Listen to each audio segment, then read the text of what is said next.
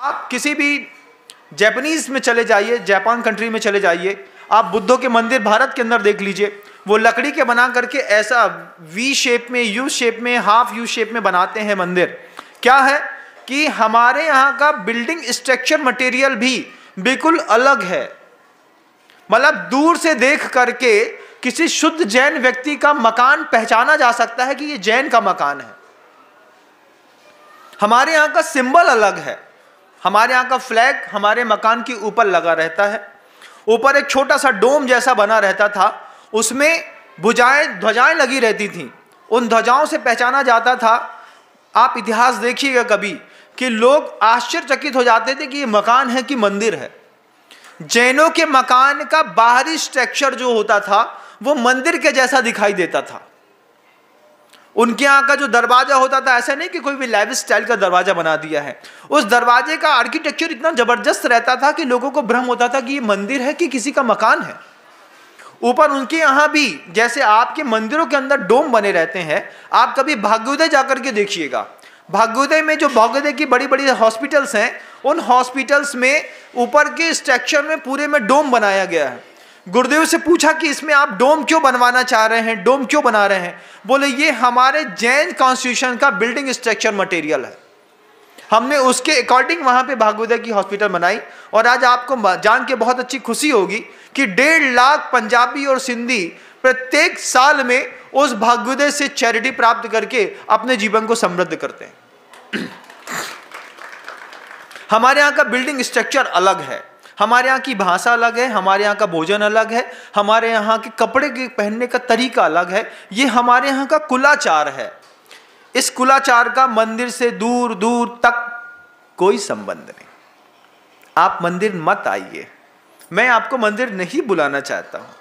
मैं नहीं कहूंगा आपसे कि आप यहां पर आकर के अभिषेक करिए, शांति धारा करिए, मंदिर निर्माण में सहयोग करिए, मंदिर बनाइए, मत करिए, कोई बात नहीं।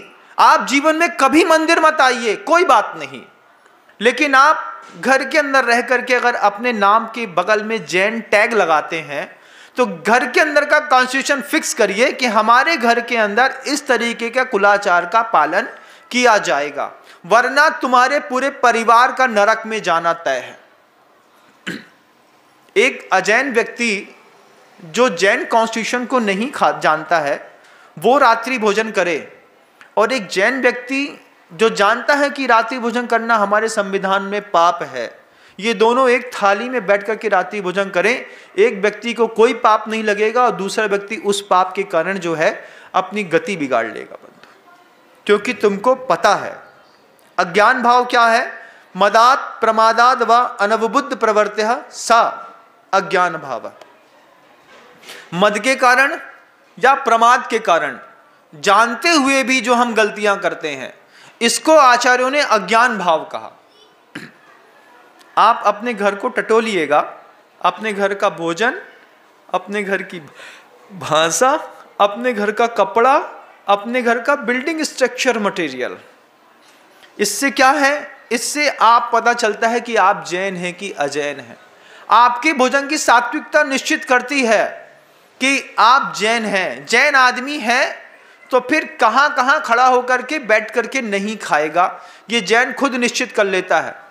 कई बच्चे ऐसे होते हैं कि जो बाहर के ठेलों से, बाहर के चाट पकौड़ी से कभी भी अपने आप का मुंह छुड़ा नहीं पाते, उनके लिए भी कुलाचार की व्यवस्था बनती है कि नौकर को भेज करके चाट की दुकान से, चाट के ठेले से चाट बुला ली जाती है और उनसे बोला जाता है कि वो चाट खानी है लेकिन वहां खड़े होकर के नहीं, घर के अंदर शांति से बैठ करके खाओ कि कम से कम समाज में, रोड में तुम्हारे जात की बदनामी नहीं होगी। ऐसा भी धर्म होता है बंधु, इसको भी धर्म कहा जाता है। इसके आगे गुरुदेव और कहते हैं कि अपना लाइफ स्टाइल भी आपको डिसाइड करना पड़ता है। लाइफ स्टाइल का भी कुलाचार होता है कि आप वर्क किस तरीके का करेंगे। जैन कुलाचार में क्या चलेगा, जैसे जैन कुलाचार में पेस्टिसाइड का व्यवसाय नहीं किया जाता है, जैन कुलाचार में जूते चप्पल नहीं बेचे जाते हैं, जैन कुलाचार में हिंसात्मक वस्तुओं की व्यवसाय की मनाही की गई है, जूते चप्पल का व्यवसाय जैन कुलाचार में नहीं किया जाता है। ये पता होने के बावजूद अगर हमने कहीं पर सिंगई बूट हाउस खोल लिया, डेवड़िया बूट हाउस खोल लिया, डेवड़िया पेस्टिसाइड कंपनी खोल ली, उससे क्या होने जा रहा है? भैया महाराज हम यूरिया बेचते हैं, अब यूरिया के साथ अगर पेस्टिसाइड नहीं बेचेंगे तो हमारा धंधा नहीं चलेगा। जैन कुलाचार का पालन करिए। आप मंदिर मत आइए, कोई बात नहीं है, हम आपको जीवन में कभी मंदिर आने की प्रेरणा नहीं देंगे, लेकिन आप अगर धरती पर आए हैं और अपने नाम के बगल में जैन शब्द लगाते हैं तो आपका पहला कर्तव्य बनता है कि आप जैन कुलाचार के वर्किंग पीरियड को अभी अपनाइए, कि आपका काम करने का, धंधा करने का तरीका क्या होगा। ब्याज का धंधा करेंगे, साहूकारी का धंधा करेंगे तो निश्चित करिए कि जैन कुलाचार में जो लीगल ब्याज लिया जाता है बस उतना खाएंगे। 8%, जरूरत पड़ी तो 10%, जुआड़ी को दे दिया तो 20%। तुम्हारे घर के अंदर तुम्हारा भोजन करना मुश्किल पड़ जाएगा, ध्यान रखना। चोरी का पैसा आदमी को भोजन करने नहीं देता बंधु। मैंने देखे हैं ऐसे लोग जो आकर के हमारे पास रो करके बोल के गए, महाराज हम पूरे घर में परेशान हो गए। क्यों? बंबई से एक पूरी परिवार आता था गुरुदेव के पास, आज आता है कि नहीं पाता। बहन को पूरे शरीर में व्हाइट स्पॉट, भाई को स्पॉन्डिलोलाइसिस की प्रॉब्लम, जमीन में बैठ नहीं सकता, कुर्सी में भी नहीं बैठ सकता। माँ पैरालाइज्ड घर के अंदर लेटी हुई है, उसको लेट बाथ खुद कराना पड़ता है। पिता की एक आंख पूरी की पूरी टूट के गिर गई और आधा मुंह टूट करके ऐसा हो गया, कैंसर पेशेंट है यहाँ पे, कैंसर।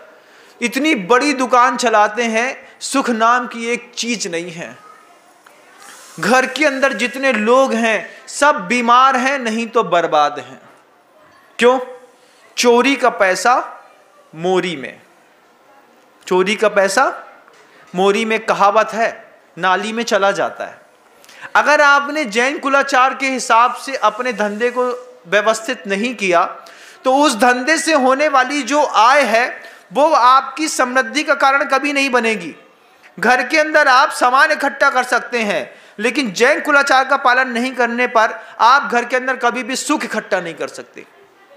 बड़े बड़े बंगलों में जाकर के देखिएगा बंधुओं, जब घर के अंदर घर का आदमी गोली जला देता है, फांसी लगा लेता है, जहर खिला देता है, मर्डर करा देता है, उसके पीछे का कारण क्या था? बस यही था कि जिस कुलाचार में पैदा हुए उस कुलाचार के कर्तव्यों का हमने निर्वहन नहीं किया। तुम मंदिर नहीं आते हो, माफ है।